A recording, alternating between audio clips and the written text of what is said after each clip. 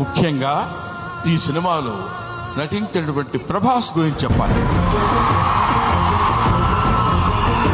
ఆయన ఒక ప్రపంచం గర్వించదగినటువంటి నటుల్లో ఒకడు ప్రభాస్. ఈ సినిమాలో ఆయన ఎందుకు అంగీకరించాడంటే, సినిమాలో ఆయన డబ్బు కోసం అంగీకరించలేదు. ఏదో ఈ సినిమాలో ఒక అద్భుతమైన క్యారెక్టర్ చేయాలని ఆయన అంగీకరించలేదు.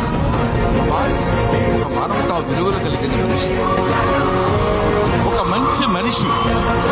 ఎవరైనా ఏదైనా చేజాపు అడిగితే కాదనేటువంటి వ్యక్తి కాదు ప్రభాస్.